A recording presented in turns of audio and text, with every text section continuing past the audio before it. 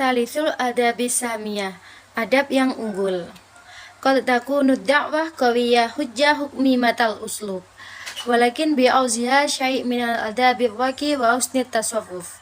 Idh la yakfa fid da'wah ilal haqqa ayat ruqad da'a bial abadiyah wal mujtama'ati aw ya'riduha alal afradi fi mukhtalifil awqat duna an yaksuha min jamalil adabi ma yaj'alha hasanatas samti ba'idatal athar fi nufusis sami'in.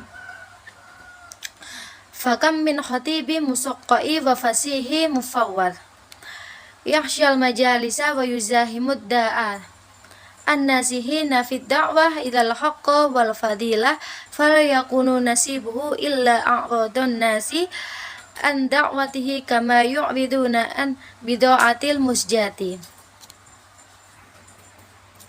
Seruan dakwah bisa saja memiliki argumentasi yang kuat dan cara penyampaian yang bijaksana. Tetapi jika dakwah itu tidak dilengkapi dengan adab mulia dan perilaku yang baik, maka hal tersebut belum cukup dalam mengajak kepada kebenaran. Tidaklah cukup jika seorang dai hanya mengetuk pintu hati masyarakat ataupun menyampaikan dakwanya kepada individu di berbagai kesempatan tanpa membalut dakwanya dengan keindahan adab yang akan membuatnya terlihat lebih menarik dan berdampak pada jiwa pendengarnya. Adapun beberapa banyak orator yang pandai berbicara dan fasih dalam berpidato, yang hadir di majelis dan bersaing dengan para dai yang tulus dalam menyeru kepada kebenaran dan kebaikan. Namun yang mereka dapatkan hanyalah orang yang berpaling dari dakwah mereka, sebagaimana mereka berpaling dari barang dagangan yang rendah mutunya. Walau alimu allati dzalika aslahu anfusahum aula wal basuha khullatal adabi wa khala'u ala da'watihim min hadahillahin nafisa. Fa inna kulla min yatasadda li takmilin nakisin wa islahin nufus la yudda an yakuna mathalan a'la fil istiqamah wal khuluqil fadil. Seandainya mereka tahu alasan dibalik itu, mereka tentu akan memperbaiki diri mereka terlebih dahulu, membalut diri mereka dengan pakaian adab yang baik, dan memperindah dakwah mereka dengan hiasan adab yang luhur. Lihadza kana Rasulullah sallallahu wasallamu alaihi da'iyan ilallah bi akhlaqi wa a'mali qabla ayyakuna da'iban baqali. Wa hadhihi hiya tariqah muslallati sayyida 'alaiha surahal Islam. Wa ahkama biha da'imal iman. Fakana salawatullah wa salamu alaihi qudwatan hasanah. Wasasiyatan mutazatan bikulli.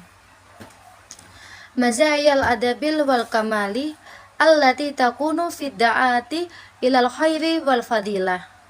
Addabahu maula fa'asana ta'dibah wa rabbahu fa'akmala tarbiyatu kama qala addabani rabbi fa'asana ta'dib.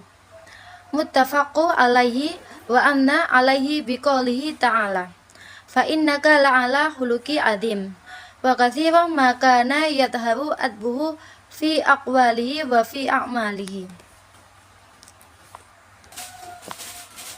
Setiap orang yang berusaha menyempurnakan yang kurang dan memperbaiki jiwa-jiwa wajib menjadi teladan dalam kejujuran dan juga akhlak mulia.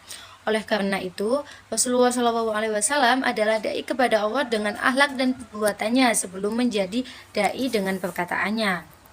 Inilah metode yang ideal yang menjadi dasar tegaknya Islam, dan dengannya pula pilar-pilar iman ditegakkan.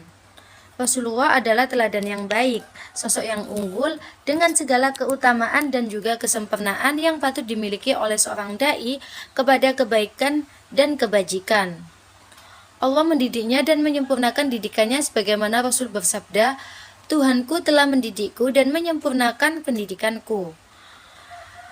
Allah juga memuji beliau dalam firman-Nya, dan sesungguhnya engkau Muhammad benar-benar berbudi pekerti kal amsilatil atiyah annahu kana ya'hudu fiha birrafqi wal khilmi was sabati was sabri fakathira ma kana yalhaquhul adha min sufaha'il musyrikina fayatalaqahu bisabri al jamili amtithalan liqauli rabbah fasbir kama sabara aulul azim min rusuli wala tasta'jil lahum Wa kana ya'mihi ba'dul jafati mil a'rabi bil kalimah al-ghalidhatal khabithati fayuqal biluha bisofhi wal ihtisami wal in'am talbiyatan liqouli maulah fasfahis sohhal jamil wa walladhi la'taba ba'da summa huwa ba'da dhalika ya'ridu alaihim da'watu filayyini minal qawl mu'ridaan jahlil jahilin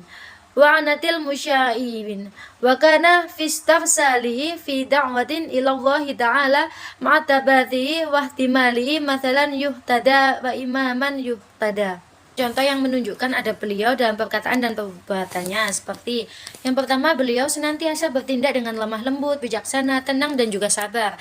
Beliau sering menerima gangguan dari orang bodoh di kalangan musyrikin, namun beliau menerimanya dengan kesabaran yang indah sesuai dengan firman Allah, maka bersabarlah sebagaimana para rasul yang memiliki keteguhan hati bersabar dan janganlah kamu meminta disegerakan azab untuk mereka. Beliau kadang dicela dengan perkataan kasar oleh orang Arab pedalaman, tetapi beliau membalasnya dengan memaafkan, senyuman, dan kebaikan sebagaimana firman Allah, maka maafkanlah mereka dengan cara yang baik. Kemudian setelah itu beliau juga menawarkan dakwanya dengan kelembutan, berpaling dari kebodohan orang jahil dan dari gangguan para pengganggu, dan keteguhan dan ketabahannya dalam berdakwah kepada Allah. Beliau adalah contoh yang patut diladani. Tunziluhu ma'al mad'uwana illa hadda anhu kana yataqaddamu ilaihim bi ajmali ibaratit talattufi wal mujamalati ka qaulih innama ana lakum mislul walidi liwaladi a'lamukum. Rawahu Ibnu Majah an Abi Hurairah radhiyallahu an. Anna kana la yuwajihu ahada bi ainihi indama yuridu ayyuwadda ayyazajuhu madama yajidu fil mau'idah ammati kifayah wa hadha min a'dabir rakin balihi muttahal hikmah.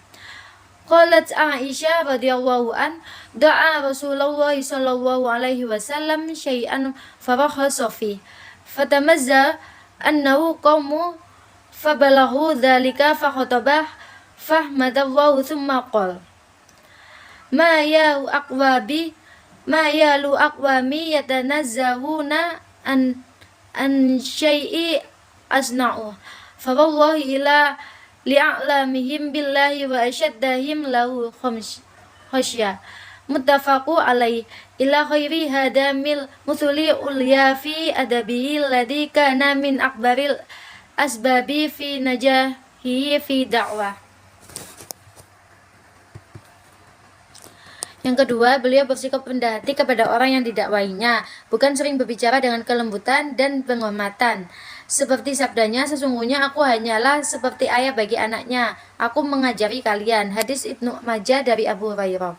Yang ketiga, beliau tidak pernah menegur seorang secara langsung jika tidak diperlukan, tetapi memberikan nasihat umum sebagai bentuk kebijaksanaan tertinggi dalam adab. Aisyah radhiyallahu an berkata bahwa Rasulullah pernah melakukan sesuatu yang beliau bolehkan, kemudian sebagian orang menghindarinya. Maka beliau bersabda, mengapa ada orang yang menjauhkan diri dari sesuatu yang aku kerjakan? Demi Allah, sesungguhnya aku adalah orang yang paling tahu tentang Allah dan paling takut kepadanya.